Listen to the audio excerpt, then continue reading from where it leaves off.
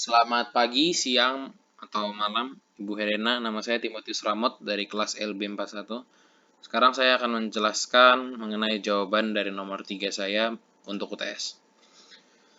Pada nomor 3, diberitahu matriks peluang transisi dari suatu Markov chain sebagai berikut. Saya kembali menuliskannya pada lembar jawaban saya.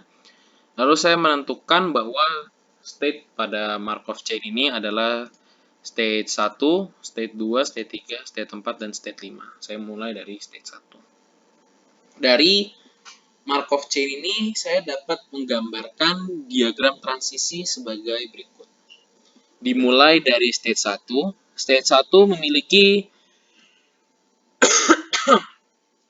peluang transisi untuk kembali ke dirinya sendiri sebesar setengah. Lalu, dia juga memiliki peluang transisi ke state 5 sebesar setengah juga. Lalu, kita ke state 2. State 2 memiliki peluang transisi ke state 1 sebesar sepertiga. Ini. Lalu dia memiliki peluang transisi untuk kembali ke dirinya sendiri sebesar setengah. Dan dia memiliki peluang transisi ke state 3 sebesar seperenam. Lanjut ke state 3. State 3 memiliki peluang transisi ke state 2 sebesar seperempat. Dan dia juga memiliki peluang transisi ke state 4 sebesar setengah, dan peluang transisi ke state 5 sebesar seperempat.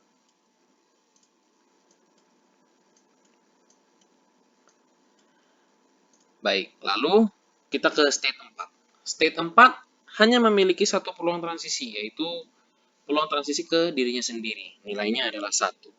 Sama halnya dengan state 5. Dia juga hanya memiliki satu peluang transisi, yaitu ke state 1 dengan nilai 1 juga.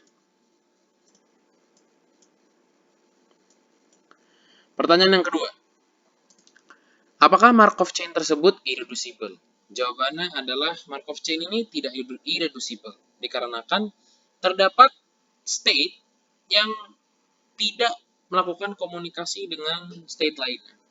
Syarat bahwa Markov chain itu irreducible adalah Markov chain itu hanya memiliki satu kelas saja. Namun, pada di sini terdapat state-state yang tidak berkomunikasi satu dengan yang lainnya. Contohnya seperti state 4. Oleh karena itu, Markov chain ini kita klasifikasikan sebagai tidak irreducible. Pertanyaan yang ketiga, kita harus menentukan kelas-kelasnya. Kelas-kelas dari Markov chain itu ditentukan berdasarkan komunikasi antar state. Komunikasi kelak pada kasus nomor 3 ini terdapat 3 kelas, yaitu kelas 1, kelas 2, dan kelas 3. Kelas 1 adalah state 1 dengan state 5, dikarenakan state 1 memiliki peluang transisi ke state 5, sama halnya dengan state 5 memiliki peluang transisi ke state 1. Mengapa state 3 dengan state 5 atau state 2 dengan state 1 tidak berkomunikasi? Itu karena contohnya pada state 3 dan 5. Pada state 3 dan state 5, betul, memang benar bahwa state 3 memiliki peluang transisi ke state 5. Namun, state 5 tidak memiliki peluang transisi ke state 3. Oleh karena itu, state 3 dengan state 5 tidak berkomunikasi. Sehingga kita tidak dapat mengkelaskan state 3 dan 5 menjadi satu kelas. Kita hanya dapat melakukannya pada state 1 dan state 5. Lalu apabila kita melihat ke kelas kedua, yaitu kelas kedua adalah state 2 dan 3. Dengan alasan yang sama, state 2 memiliki peluang transisi ke state 3, dan state 3 memiliki peluang transisi kembali ke state 2 lagi. Sama halnya, kenapa kita tidak mengklasifikasikannya dengan state 1? Karena karena memang, kembali lagi, state 2 memiliki peluang transisi untuk ke state 1. Namun state 1 tidak memiliki peluang transisi ke state 2 kembali. Itulah kenapa kita tidak dapat mengkelaskan mereka sebagai satu kelas yang sama. Lalu kelas yang terakhir adalah state kelas 3, yaitu state 4. Di sini, state 4, peluang transisinya hanyalah ke diri dia sendiri. Oleh sebab itu, dia memiliki kelasnya yang tersendiri. Pada pertanyaan keempat, tentukan state yang recurrent dan transient.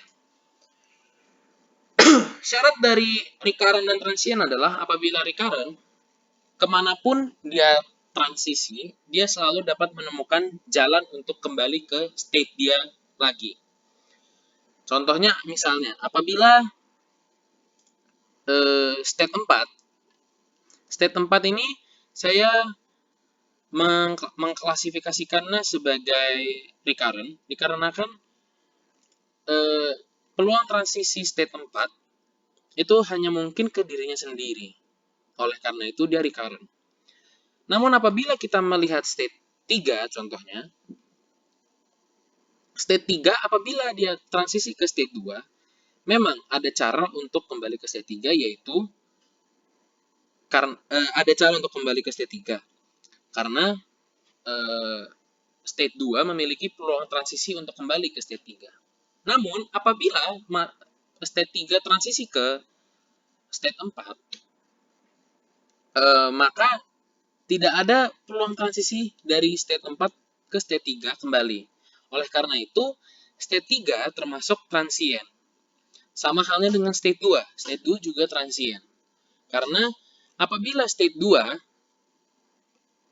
transisi ke state 1, maka tidak ada jalan kembali untuk ke state 2. Lalu untuk state 1 dan state 5, dikarenakan state 1 dapat kembali ke dirinya sendiri. Baik itu transisi ke dirinya sendiri ataupun transisi ke 5 dan transisi kembali ke 1, dia dapat menemukan jalan kembali ke state 1. Sama halnya dengan state 5, apabila state 5 transisi ke state 1, dapat kembali lagi ke state 5, karena state 1 memiliki peluang transisi ke state 5. Lalu, kita ke pertanyaan yang E. Apakah Markov chain tersebut absorbing atau non-absorbing? Jawabannya adalah, Markov chain ini saya klasifikasikan sebagai non-absorbing. Walaupun pada matriks transisi dan diagram transisi, terdapat state 4 yang jelas absorbing, namun tidak semua state saling berkomunikasi. Tidak semua populasi itu memiliki peluang transisi ke state 4. Sehingga hanya sebagian populasi sajalah. Dikarenakan tidak semua state saling berkomunikasi, walaupun terdapat ada yang absorbing yaitu state 4, saya mengklasifikasikannya Markov chain ini sebagai Markov chain non-absorbing. Sekian penjelasan saya untuk nomor 3. Terima kasih.